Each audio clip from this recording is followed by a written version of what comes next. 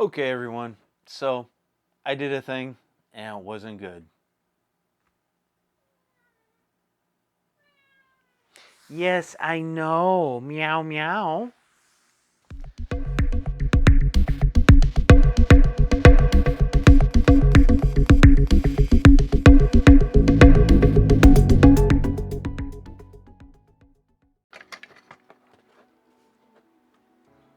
Okay, so we're going to turn this thing that I did into a positive thing. And what happened was a couple of days ago, I came over to grab the 280 radiator that I have that we're going to use for the mini ITX build.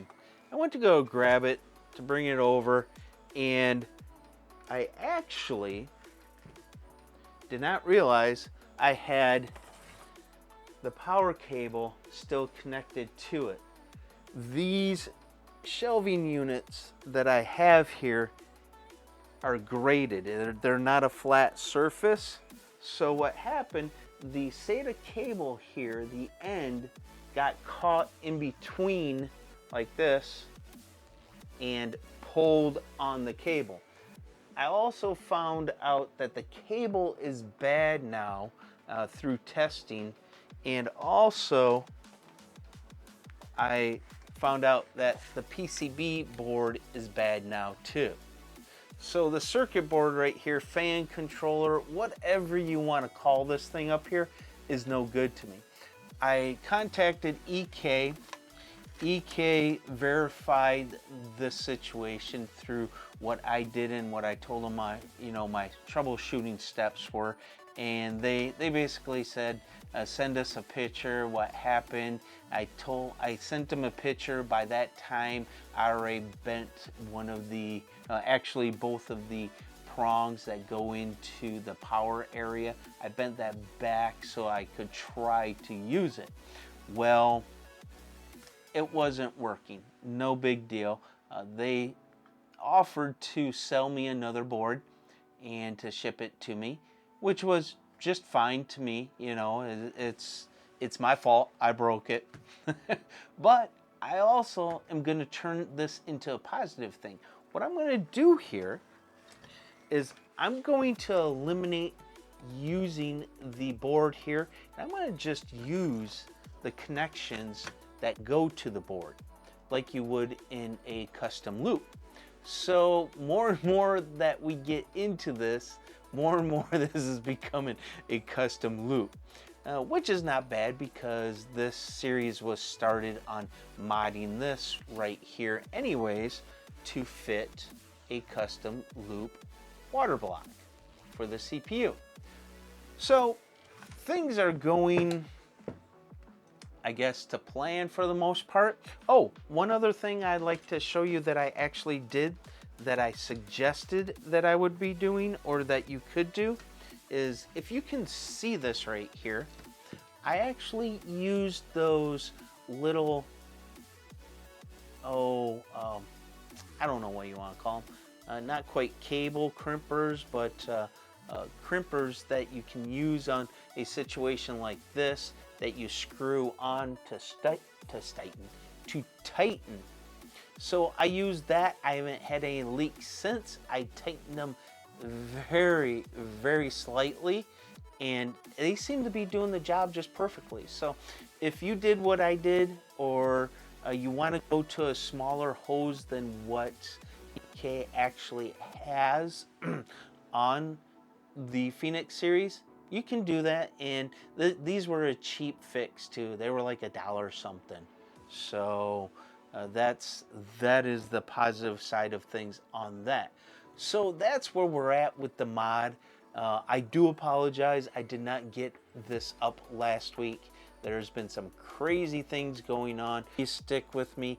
I am still going through with this. And one other thing I'd like to hear from you, and that is, what if you have this, you know the dimensions, you know the difficulties of actually fitting this into just a regular size chassis, not to mention an ITX. But if you have something out of the ordinary that is not a usual ITX, but an ITX size chassis, I would like to see that suggestion, because the only thing I'm seeing so far that's going to fit this bad boy is going to be either the Cooler Master NR200, but I'm not satisfied with the clearance that I have between this and the power supply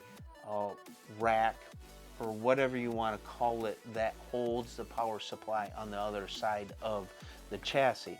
So there's only like a 2 to 3 millimeter clearance if all the measurements are correct. That's my measurements all the way to Cooler Master measurements. I have a ticket into Cooler Master and to see if they think this bad boy would fit, but they haven't gotten back to me. So I'm still waiting on that. That was over a week ago I put that in. So I'm not impressed with that Cooler Master. I think I'm gonna reach out to you guys. I've been hitting you up on at least Cooler Master North America about this. I suggested, I actually just tagged you on what's going on mid last week to late last week, because I want to know what I can fit into this Cooler Master case. If not, I'm looking at the Sliger SM580. That one looks like it's gonna fit everything. These just need to go down and wherever they need to go, which is beautiful. So that is one thing that I do like it. But the Sliger is over $250.